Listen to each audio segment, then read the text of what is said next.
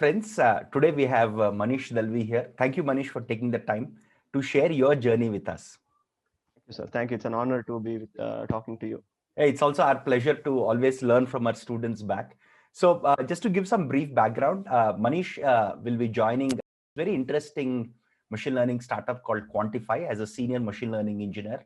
And prior to this, he has about 4 years of work experience, primarily in the fields of embedded devices and IoT. And he has worked for about a few years at Mindtree, especially in IoT and embedded systems. And he also pursued his master's degree from University of Stuttgart in Germany, where he also worked as a research assistant parallelly. So very interesting experience and very nice transition from IoT to AI, because there is that skill set needed in AI, which is lacking today. Yes, definitely. Cool. So can you walk us, Manish, through your interview experiences? Manish, it will be great if you can share all of your interview experiences in general, uh, Okay. specifically Uh, with focus with Quantify also. okay. So initially, I started giving interviews in the month of January, and it went like a couple of. I was able to what do you say? Go through the coding round and go for the what's that technical rounds. And technical rounds, I used to perform well, but then I don't know. Sometimes because of the lack of finance and all, I used not get through. But the technical rounds were mainly on what we learned, and they asked basic formulas like what is logistic regression formula.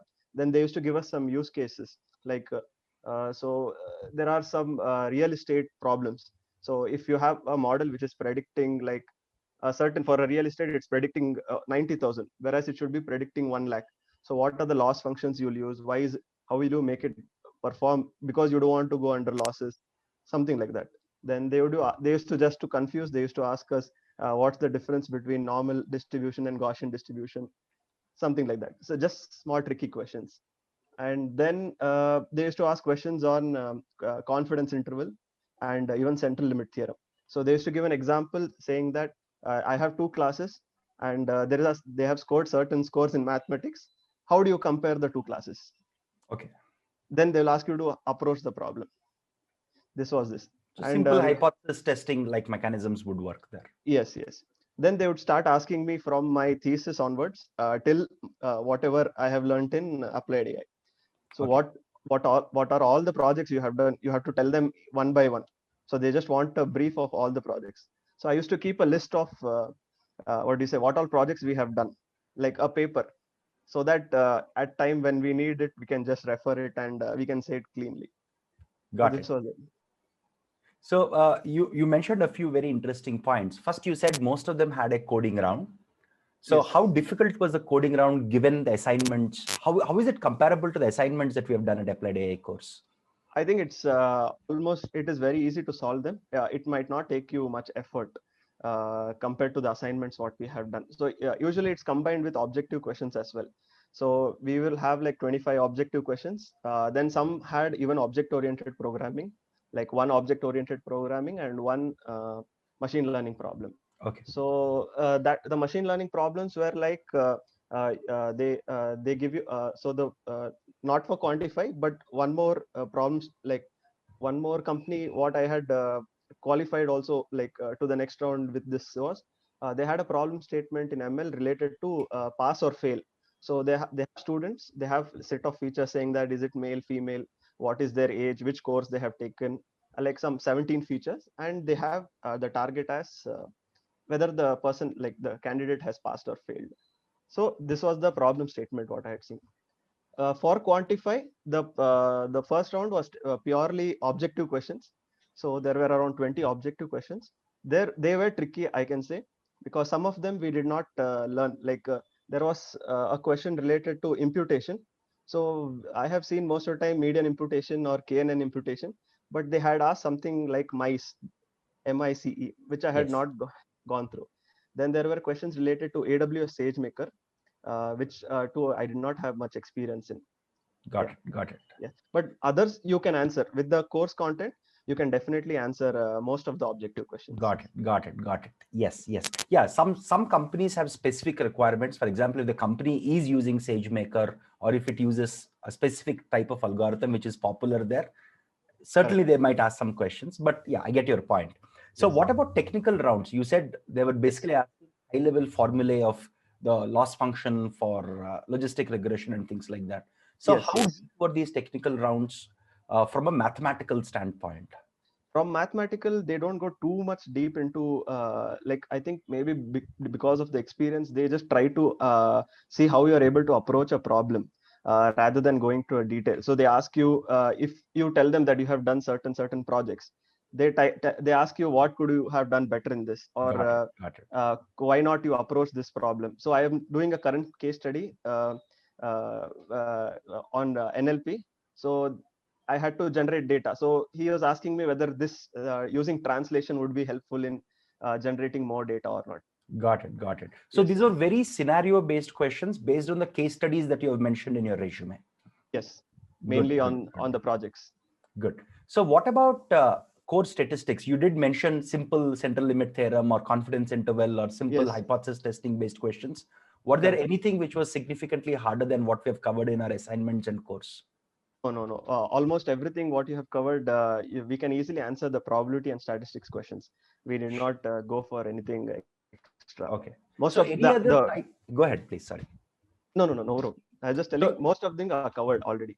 okay. So any other types of rounds apart from basically some programming, coding, multiple choice questions, some machine learning, some application oriented, little bit of math, some statistics, any other Yes. types of rounds that you encountered? Mainly these itself, either we go for logic based programming questions, or they have objective and combined with machine learning problems. Apart from this, nothing. And technical rounds where they start asking you about yourself, and when you start mentioning the projects, they go deep into each of the projects what you have done, Yes, it's whichever a they fair find thing interesting. because as an interviewer, I would also ask that if you say, "Hey, I've done this project," I would go deeper and deeper, trying to Yes, find how much you know about it. correct. Cool, So cool. the interviews related to NLP, they asked even about BERT and how it works inside so like, why do we need positional indexing in BERT, something like that. Those are good questions because if you say, "Hi, Yes. hey, I've used a transformer or a BERT," people want to know whether do you understand what happens Yes. inside it. What Like I happens have some inside? friends at some of the top product-based companies who ask people to write pseudocode for a small part of, let's say, let's say positional encoding. Correct. Right? They just Yes. ask because all interviews are online right now. They would say, "Hey, can you just implement positional encoding in code?" So that they want to test if you understand the nitty-gritty details of it, which is Yes. very common. Good. True. So as a course participant, right, at Applied AI course, what was your learning strategy over the last few months on learning everything and also trying to absorb all these concepts and prepare for the interviews? Because the syllabus is not trivial, right? So True. how did you go Definitely. through all of it, and how did you prepare better for interviews from January? Okay. So mainly, what do you say? I started this course when I was doing in the final semester of my master's. So I enrolled because my thesis was in deep learning and I didn't know anything about it. Got So it. I just wanted to start, like, I wanted a course which will help me understand it. So I started like this, and I was working also parallelly there. So I had very less time to do this course Oh, so because you're pursuing your master's, you're also working full-time working. job, and you're pursuing the course. It's like Yes, three things. Okay. three things, and it gets very hectic with, especially with thesis. So Yes. morning I used to spend 2 hours, like 7 to 9. I used to wake up early and spend 2 hours watching videos. And then evening when I finish work and I finish thesis on some days, evening 7 to 9 or 7 to 10, I used to go for the assignments and like that. I did this for few months actually. Like initial 4 5 months, I was able to do this and complete 15 assignments within span of 4 months and did my mock interview.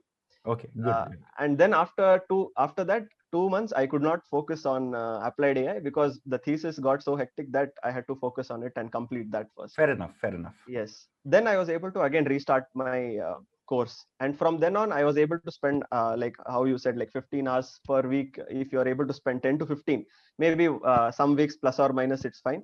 So another question that I had for you was, so you said you are balancing literally three things, right? You are a True. full-time student in your master's program. You're also working there as a research assistant, and you're also pursuing applied AI course. Correct. So what suggestions do you have for somebody like you who has a very hectic Yes. work schedule? How to Correct. balance and complete applied AI course successfully in a short span? maybe 6, maybe 9 months. Okay. So the main thing I learned during the time of that hectic schedule was I just have to do it. I don't have to think about it. So if I start thinking that should I do it tomorrow morning, should I wake up and do it, then I will never do it. I will just postpone it. So if I'm like whatever it is, I will start doing it.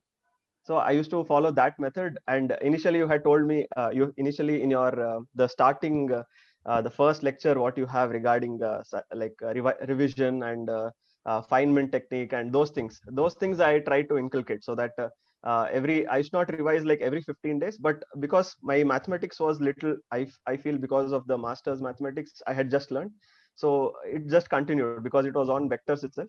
So I continued with that. So I did not revise mathematics much, but the main ML algorithms I had to like repeat certain times in order to get understanding of them. Cool.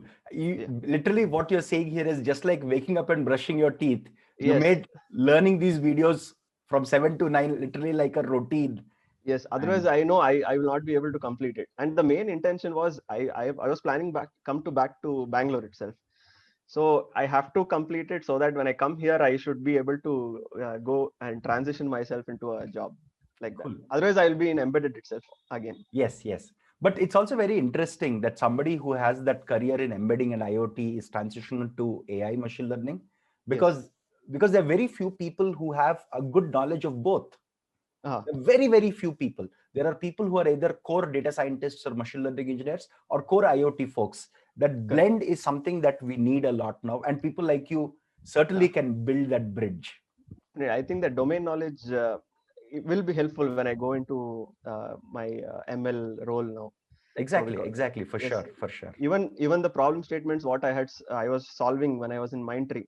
Now I feel if I had this ML knowledge, I could have, even though it was pure embedded, I could have used this ML knowledge in my projects there so that it would perform better. Cool, cool. So it was nice talking to you, Manish. Anything else that you want to add to other learners with similar backgrounds to yours? Anything else that you want to suggest based on your own experiences and learnings? Yes. The main thing is during the course, you will definitely feel sometimes that this is really difficult, and certain assignments you will feel like, okay, this I'll not be able to do. But don't give up at that time. Just stay with that problem. Maybe if it's a 1 week also, it's fine. Just sit with that problem, maybe 1 or 2 hours a day. You will definitely get some solution. And team was very really helpful. I was a person who was little hesitant in asking doubts because I get like little hesitation in that sense. So initially I used to not ask anything. I used to not mail the team. I used to try to solve and get it done. But later when I saw through the Slack group that people are telling that you can ask the team and you can definitely get your doubts clarified, then I started asking, and really they were very helpful. Especially for certain assignments like attention, it is a little tricky assignment. Yes, it is probably the hardest assignment in the whole course. So yes, we intentionally keep some of these things because we wanted to implement attention mechanism to understand what happens under the hood. True, definitely. And case studies, I want to mention that when we do case studies, the mentors who guide us, really they guide us in a way such that we have to think differently apart from what we have already learned also.